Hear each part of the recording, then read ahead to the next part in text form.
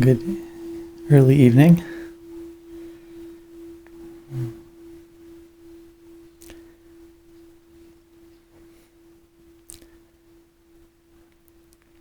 For some reason I'm thinking now about, right now as I enter this room, I'm thinking about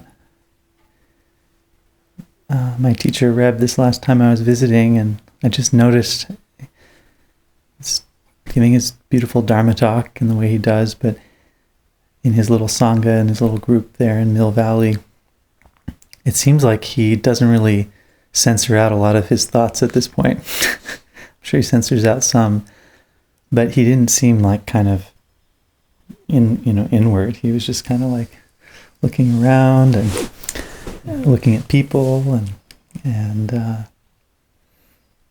so I think about that when I come in here, and it feels kind of terrifying just to say good evening sometimes.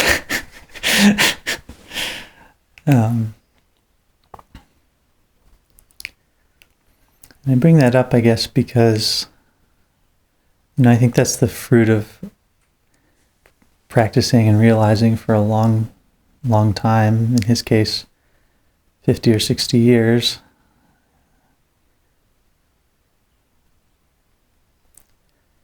finding this deep stillness within and discovering perhaps how it is in intimate communion with these things that don't look peaceful that we see, like our desires and our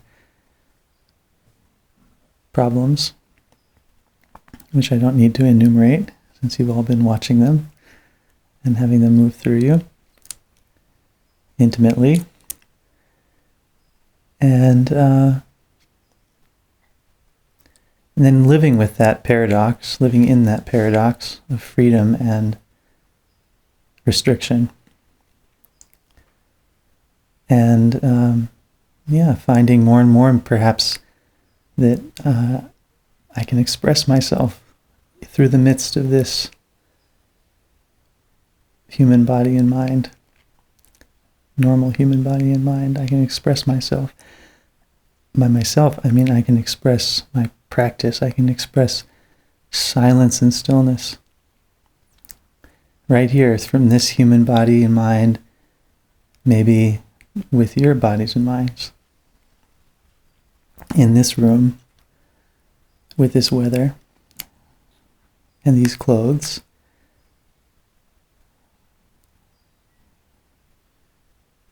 and these moods, and these words.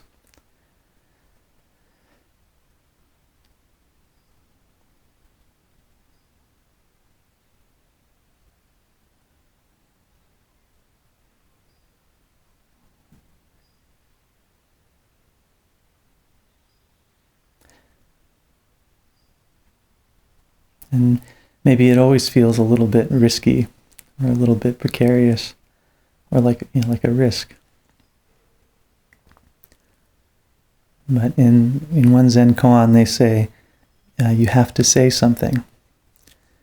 Which doesn't mean we always have to be chattering. It just means, can you speak your true self, your freedom, right here in the midst of this limited self, in this limited world, or this relative world,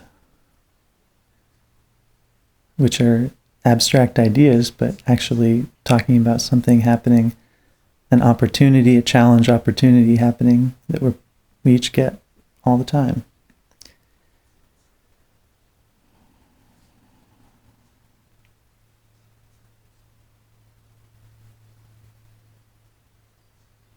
So we have these mindfulness practices that we've been doing, these wisdom practices, to help let go of the appearances and things that are coming through, that we have developed this even mind, or this even balanced presence, to find stillness, true stillness.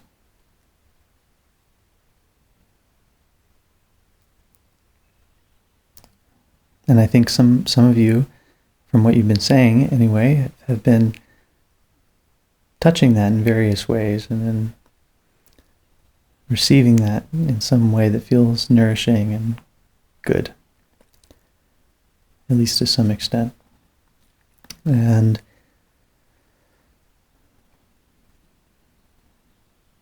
then curious, like a question sometimes arises, like, well, but what about this person? Like the one who wants cake. Or the one who, has preferences and reactions. Because that one still seems to be here, weirdly. Weirdly. Is that okay? Is that okay?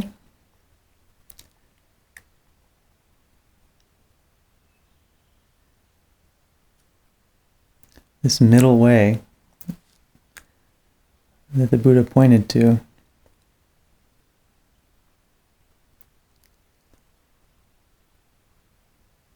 appears in relationship to that, and appears in relationship to this.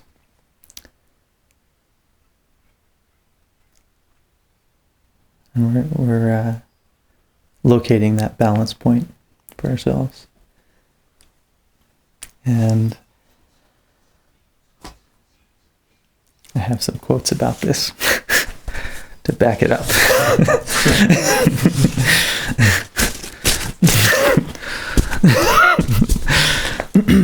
Because we doubt this true dragon. That's kind of our, I wouldn't say it's our problem, it's our predicament.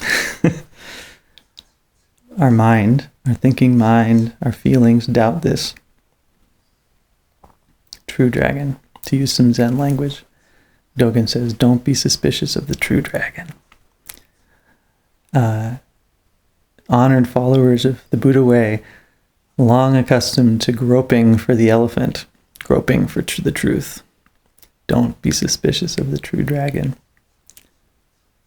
And what is this true dragon?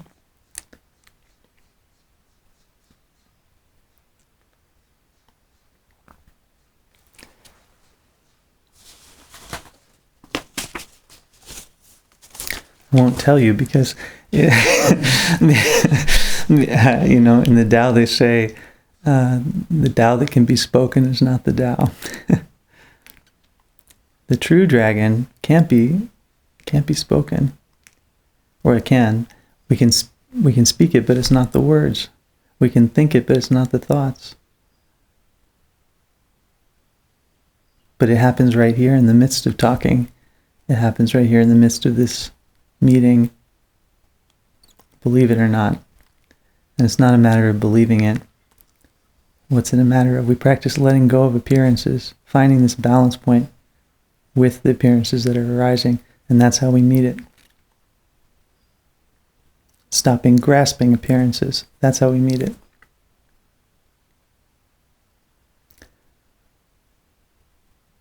Right in the midst of the appearance, like wanting cake, and maybe really wanting cake, and maybe enjoying the cake, or maybe denying yourself the cake, or whatever you do. There you are.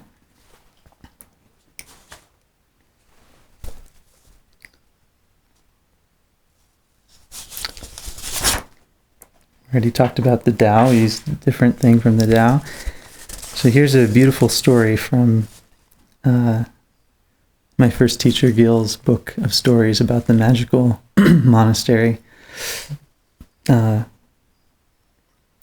he imagined with this wonderful abbess. And this is called On Seeking. Once, teaching the practitioners, the abbess told this story. Okay, so it's story time. Relax. When you enjoy a story by the fire, no pressure.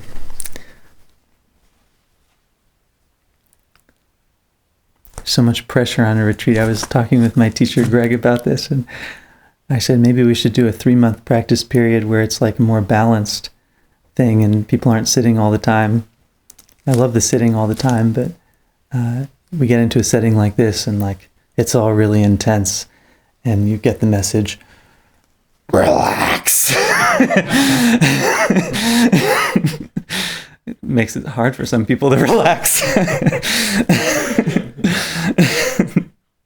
So no pressure. Enjoy this story. Just enjoy it, you know.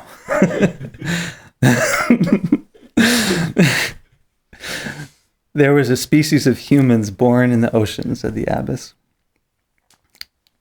Okay. They were born being able to swim, and all their life they swam. After many years of constantly swimming, one man started to get tired. He heard that if he swam far enough to the east, he would find a resting place that was free of the ocean.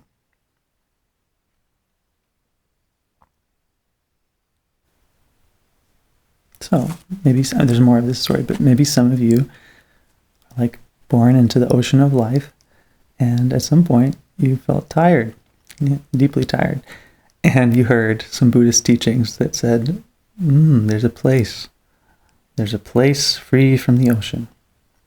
So after swimming east for many years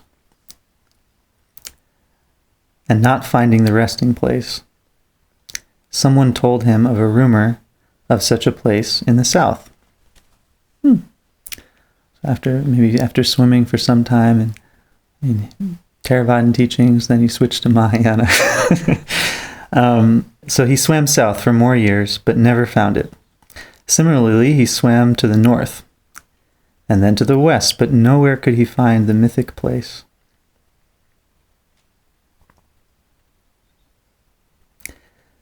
Bone weary from his endless swimming, he came across a woman who laughed at his quest. The rest you seek is not found anywhere else than where you are, and all you have to do is turn over on your back and float. So then the abbess says, monks and nuns, desires are endless. That's the ocean we're swimming in. Desires are endless. You won't get to the end of desire by desiring. What you seek is not found through seeking. When you can let go fully and simply float, it is right here.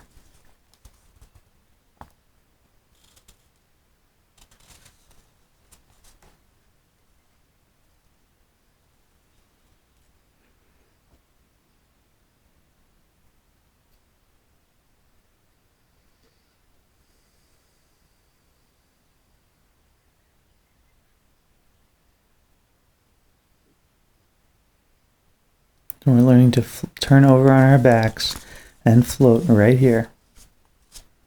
Not seek. Right here. In the midst of this ocean.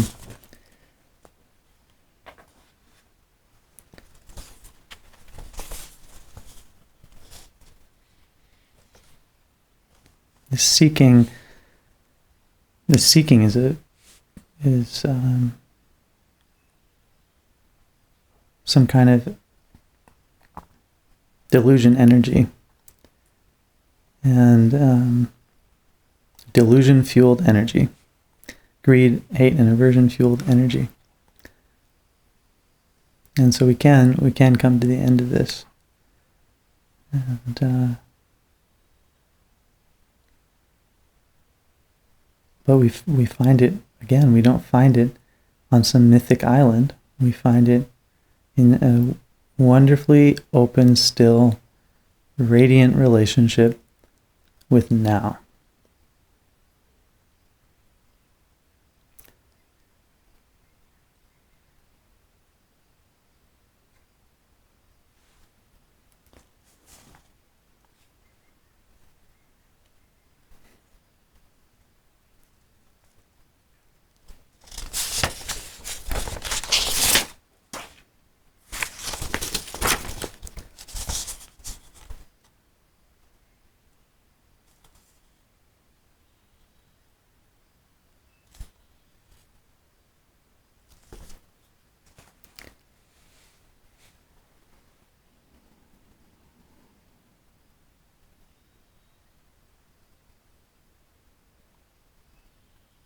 And it's quite natural too, it's like, we hear it, sometimes I hear it and I think, okay, find it.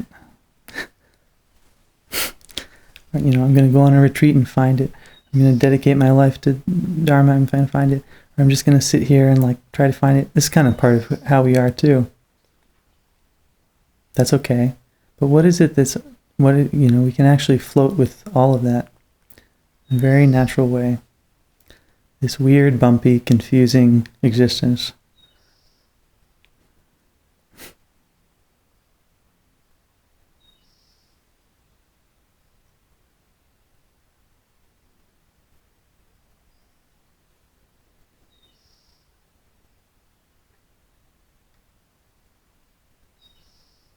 We can learn to align with this weird, bumpy, confusing existence.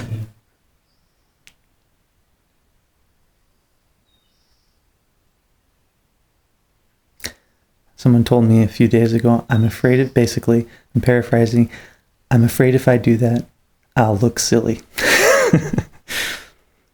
Which was sweet. And we may. Andres, who's been attending to me, should I tell him? You don't know. Today he said, attending to you is like attending to a big baby.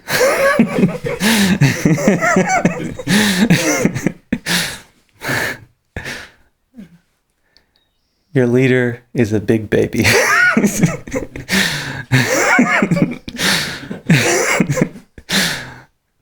I don't recommend following me.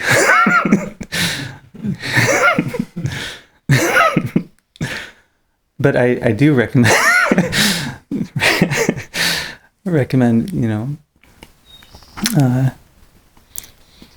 following your way, following your watercourse way, they call it, following the way of this moment. And maybe you're a very refined person, and that's great. Then that's who you get to be. Or maybe you're, whatever you are.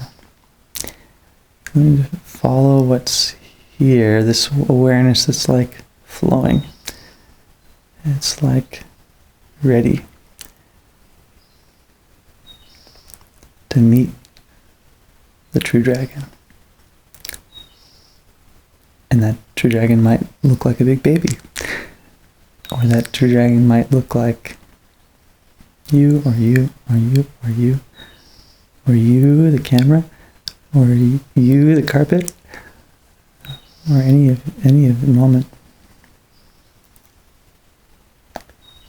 Or me, this, or the desiring one, the one who understands, the one who doesn't understand. All these selves we meet. I understand. I don't understand.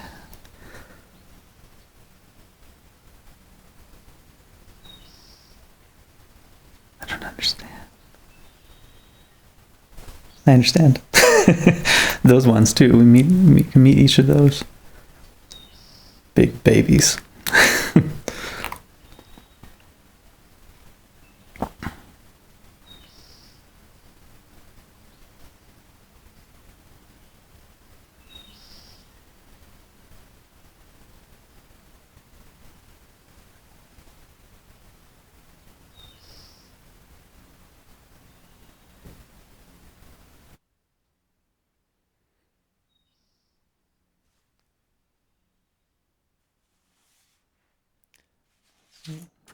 It's a great teacher, Ramana Maharshi, said, there are no impediments to meditation. The very thought of such... Oh, photocopy ran out.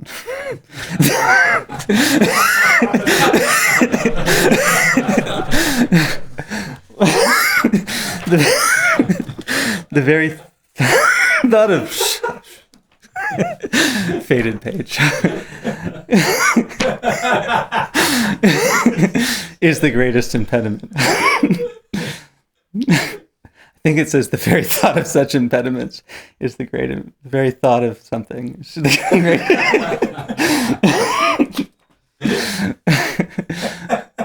Did you miss it? That mind. So what is it, that understands before we... I have that mind too. It's like, oh, what is the truth? This happens to me most of the times when I'm studying. I study very badly, and we work ourselves, Andres and I, into a lather of confusion. What's the truth? And unfortunately, we have stacks of books from different traditions. It just gets worse and worse the more we study. We should limit study time. We should cut it out. Maybe.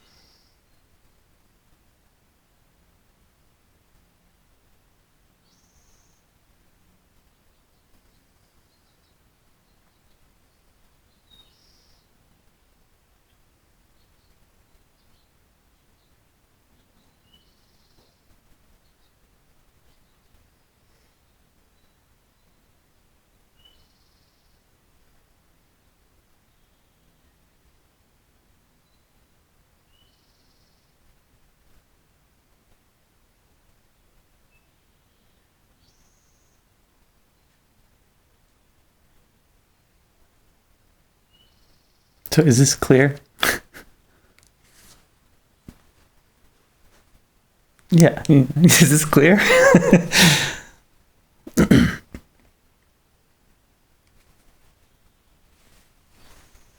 Well, let's give it 2 more days.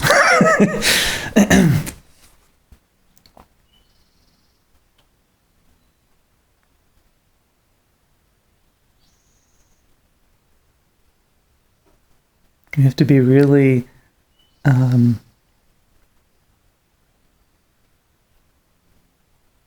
tender and innocent, kind of like a baby. Quiet. There's someone in you that's so quiet in the midst of all this noise.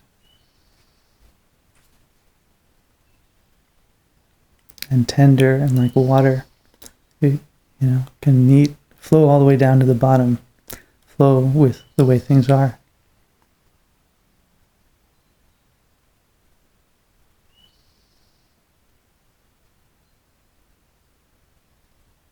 And it's just dancing with the way things are.